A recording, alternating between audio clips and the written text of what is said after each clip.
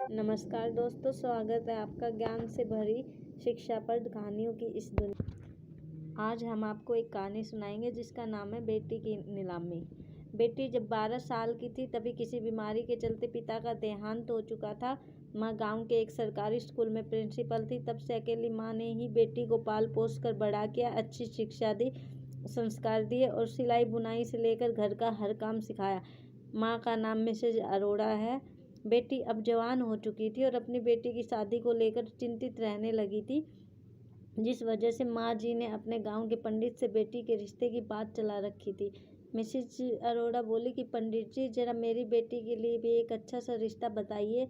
तब पंडित जी 2 दिन बाद एक अच्छा रिश्ता लेकर मिसेज अरोड़ा के पास आए और लड़के की फ़ोटो दिखाते हुए बोले कि लड़का अच्छा है, पढ़ा लिखा है, बड़ी कंपनी में इंजीनियर की नौकरी करता है।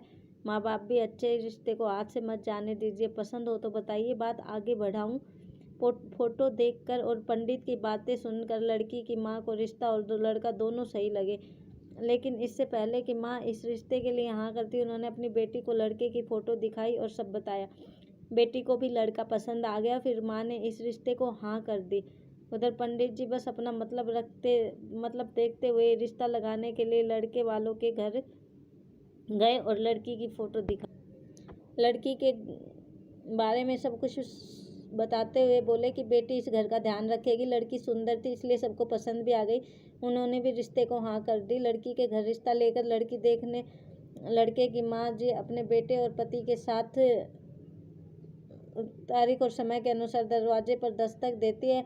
होम बेल बजते ही मिसेज पूनम मेहता दरवाज़ा खोलती है, यानी लड़की की माँ मिसेज अरोड़ा, और चेहरे पर मुस्कान लिए हाथ जोड़कर आदर सत्कार करते हुए घर के अंदर आने को कहती है। उसके बाद उन लोगों का आदर सम्मान से सोफे पर बैठाकर खातिरदारी की जाती है।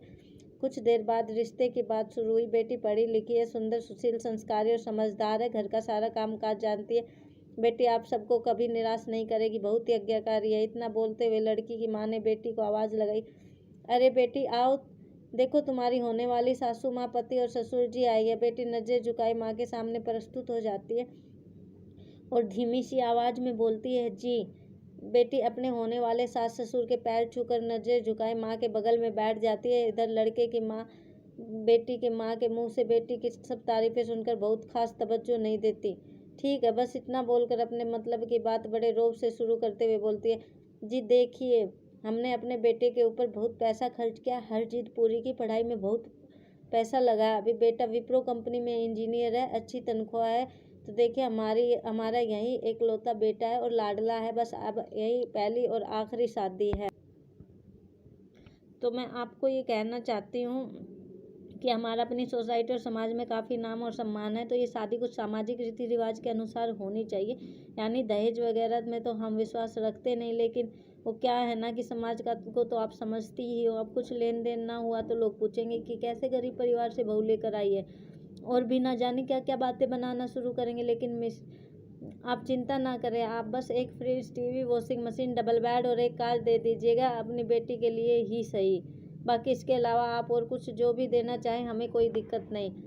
लड़की की माँ की सामाजिक रीति रिवाज की दुहाई लड़की की माँ को सामाजिक रीति रिवाज की दुहाई देते हुए इतनी लंबी लालच से भरी बातें खत्म होने के बाद कुछ देर तक सन्नाटा पसरा रहा और लड़की की माँ उस लड़के की माँ की तरफ देखे जा रही थी और सोचे जा रही थी, कैसे लालची रिश्तेदारों से पाला पड़ा। मैं किसी कीमत पर भी अपनी फूल सी बच्ची को इन लालची लोगों के घर की बहू नहीं बनाऊंगी। इतने में फिर से लड़के की माँ बोलती है, तो जी क्या मैं ये रिश्ता पक्का समझूं? ये सुनने के बाद लड़की की माँ अब अपनी चुप्पी तोड़ते हुए कठोर आवाज में बोलती, रिश्ता? कैसा रिश्ता? रिश्ता या नीलामी? लड़के की माँ चौंकते हुए बोलती है, आप क्या बोल रही हैं?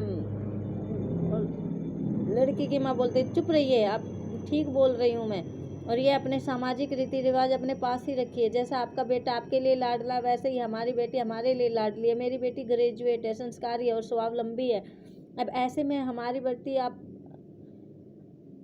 लड़की आपके घर की बहू बनती तो किसका फ़ायदा होता, मेरा या आपका? और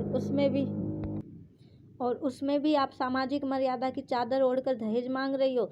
ईश्वर की कृपा से आपका बेटा अच्छी जॉब कर रहा है, तो ये सब वो खुद के पैसों से भी तो ले सकता है। हमारे लिए हमारी बेटी ही सबसे बड़ा धन है। मैं साक्षात लक्ष्मी आपको दे रही थी, अपने दिल का टुकड़ा आपको दे रही थी, और आपने तो समाज की दुहाई देते हुए यहाँ नीलामी शुरू कर दी। शर्म आनी चाहिए आपको। असल में समाज ऐसा है नहीं, लेकिन आप जैसे लालची लोगों कि समाज को ऐसा बना रखा है। अब आप यहाँ से जा सकते, वरना दहेज मांगने के जुर्म में आप सबको अंदर करवा दूंगी। तो देखा आप सबने इस समाज में कैसे लोग हैं और समाज में कैसा बना रखा है। उस लड़के की माँ जैसी मानसिकता वाले और भी न जाने इस समाज में ऐसे कितने ही लोग हैं जिनकी वजह से आप आज दहेज एक रीति रिवाज बन चुका है। लड़की के माता पिता को अपनी बेटी के लिए जो देना है वो उन पर निर्भर करता है, दे या ना दे, वो उनकी इच्छा होती है। लेकिन लड़के वाले लड़की वालों से कुछ भी नहीं मांग सकते, ना ही मजबूर कर सकते। दहेज लेना और देना दोनों ही कानूनी रूप से जुर्म है। तो आपको ये कहानी कैसी लगी कमेंट करके ज़रूर बताइए। लोगों के दिमाग से और समाज से दहेज की प्रथा को ख़त्म करने के लिए निवेदन है कि सामाजिक हिंदी कहानी को हर इंसान तक ज़रूर पहुंचाएं और शेयर करें।